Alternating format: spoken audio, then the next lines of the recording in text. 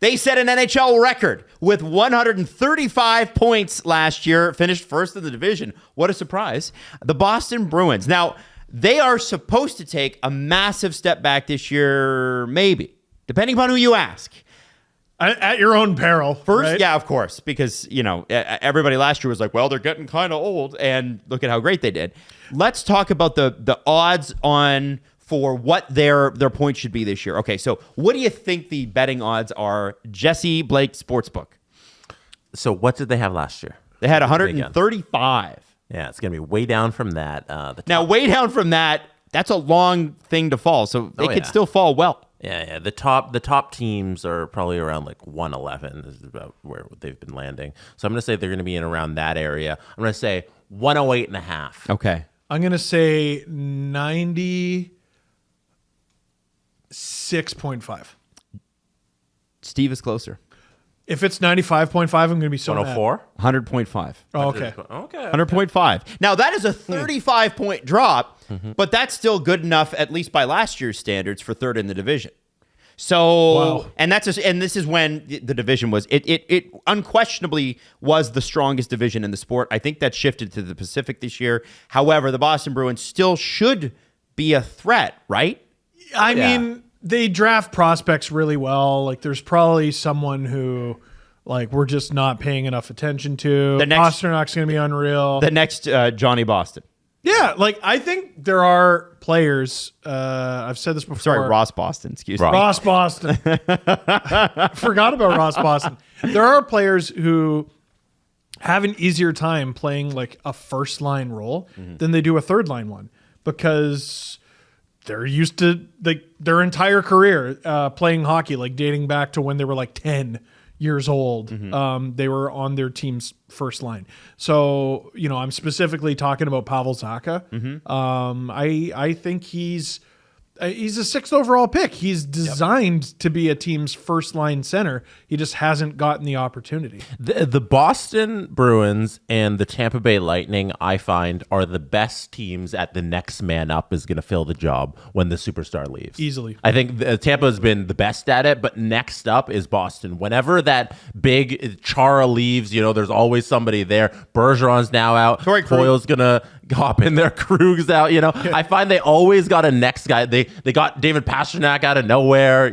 So I agree with that. They shouldn't have gotten him with the pick that they got him at. No. Yeah. So I agree with that, Jesse. But when you compare them to teams that have had to do this in the past, Tampa Bay is another one, right? Like you mentioned, the next guy up. Tampa gets excited by their own injuries. The one thing Tampa has never had to do, well, they have had to do, but they've had some bad years in between, is replace a guy like Patrice Bergeron, right? It's not that you can lose a Milan Lucic and replace him. And they have. And they've done it expertly. A 41-year-old Zdeno Chara and replace him. Any younger Charlie than that, McAvoy came out of nowhere. He did. But I'm wondering, and I don't know if they're on this roster. Milan Lucic is on this roster. I don't know if this person is on this roster, but who's going to step up? Is it Pavel Zacha? Yeah. Is he going to be the next? Zacha and Coyle were bred for this. Yeah. Coyle, I know Bruins fans are a little worried about. There's also... I hate that they got him for a third round. I know, this is a ridiculous trade. There's also an element, and we talked about this since like 2011 when the Canucks were just running the league.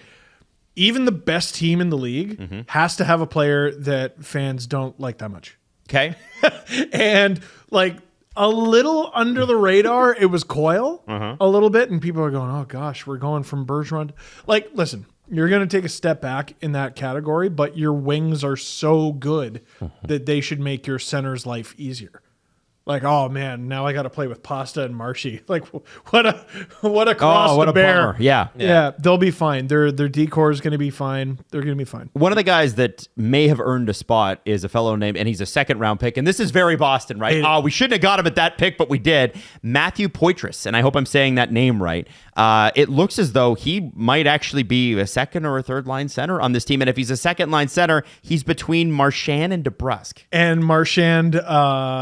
notably compared him to Mitch Marner, which I can't help but feel like it was on purpose. I hate it. It's funny. I read that quote and I'm like, let me see this kid. And then I saw a highlight and I went, this is pretty good. I think you might have him a little high. I think it'll be Zacha Coyle 1-2. and then he can slot in there in the third line. But like Trent Frederick is also a great player.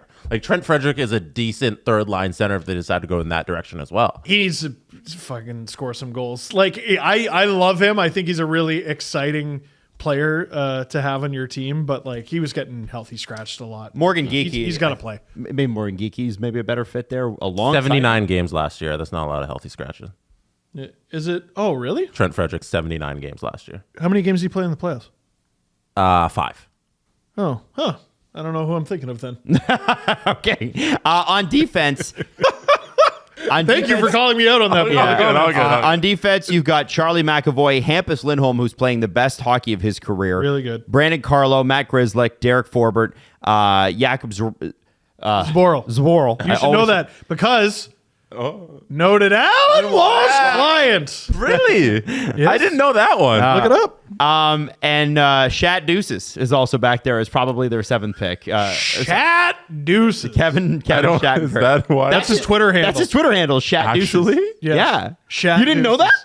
I'm so glad you know that. Because his name is Shattenkirk and he wears 22. See, the thing is with the Boston Bruins is people accused them of being a little bit old last year before the start of the year, and they bucked that trend. But I look at this team, and I look at the top salaries on this team, and I'm going to go with the top 10 salaries on this team. Okay, we got Pasternak, Marchand, Coyle, Zacha, DeBrusk, and we'll include Trent Frederick, and then McAvoy, Lindholm, Carlo. I'm not including the goalies. Mm-hmm. All but 2 of those guys are under the age of 30. Mm-hmm. Wow. All of them. That's pretty good. The Boston Bruins are young again. Yeah, like I mean, I know Marchand is the next captain up, but like he's on the back 9 too. He's 35. Yeah, like he's gonna have a short run at this, and then he's got to pass the torch as well. Mm-hmm. I also look at read those names one more time. Okay, so we got Pasternak, Marchand, Coyle, Zacha, DeBrusk, and I'm going to include Trent Frederick, and then McAvoy, Lindholm, Carlo. McAvoy, Lindholm, Carlo. If you only isolate those forwards, every forward you just named, the only one who's not a first-round pick is Brad Marchand. Wow. Oh. And he's the second, I'm pretty sure. Damn. Oh, he's the third? Yeah. Okay. Yeah. Now, how do you feel about James Van Riemsdyk? Toronto legend James Van Riemsdyk. A, in a Bruins jersey. B, at this point in his career, playing top-line minutes because that's where he's penciled in right now. Seeing James Van Riemsdyk in that building makes me sad. Mm-hmm. It just makes me really sad. Really weird. And I wish we didn't have to see it. And he took like a UFC elbow to the face during Game 7, and it wasn't called, and I'll never forgive it. And he's a player I'll always root for. Okay. On an individual level. I mean, he's never been known for his quick skating, but this is a guy who 2 years ago still had 24 goals.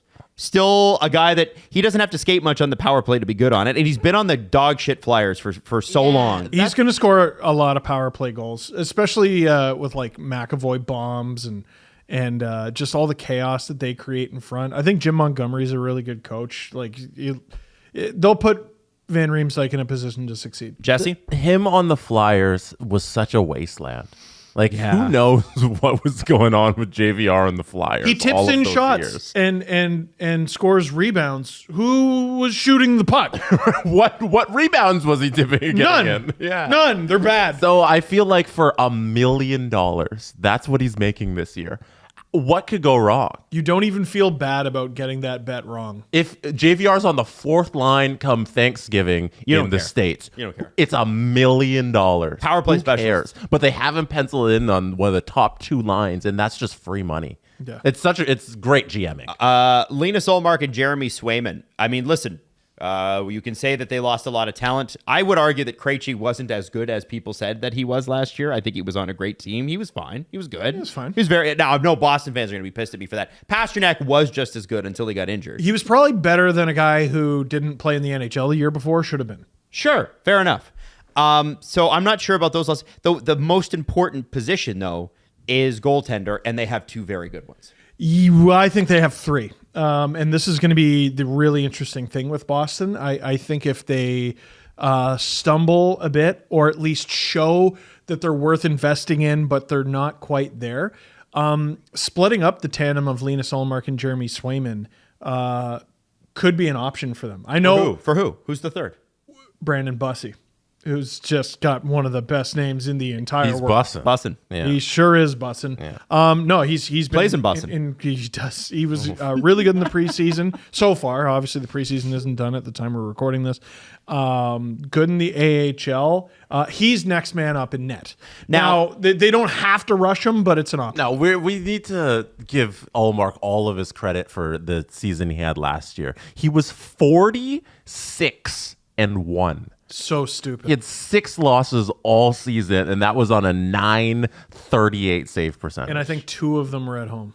It's stupid. The dude had one of the best goaltender years in the last 2 decades. And if Bussy's not ready, although he is 25, you got to make a decision here soon. Yeah. Ullmark's got 2 more years to go. Swayman's got another year at 3.5. He's going to be an RFA after that. Swayman's actually younger than Bussy. But if you do want to make a move there to perhaps bring in another forward or a high end forward, that Ullmark might be at the top of his trade value right now, and at $5 million, you could make that move. I agree. I don't think you do, but you can. You have to think about it. You have to think about it. You have to think if Bussy's ready. Is all I'm saying. I'm not saying you have to or that it's a great idea. I'm just saying you have to think about it. I'm sitting next to 2 guys. One guy said you got to think about trading Linus Ullmark, who is the best goaltender.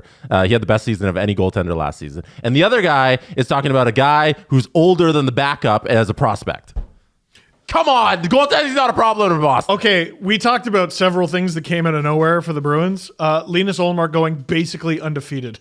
Yeah. Like he showed, and he was undefeated at home, I think, wasn't he? Until the very end. Or he's 2 losses. He's shown over his NHL career that he's good. Yeah. Like there was no reason to believe like he would even be like a Vezina nom. So, but he won it in a walk. I think my point is, and this is, listen, they're not going to trade either of them, but my point is, Ullmark maybe one more year, but at $5 million, you do have at 31 years old. You go, okay, let's say he has another great year in Boston.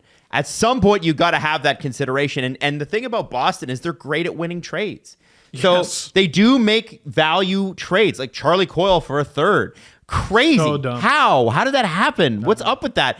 They kind of whiffed on the picks a little bit, but what they were able to magician themselves into with the Milan Lucic deal, where they had 3 first-round picks in a row, I do feel like there's something coming eventually. And 2 of those guys are going to be in the opening night lineup.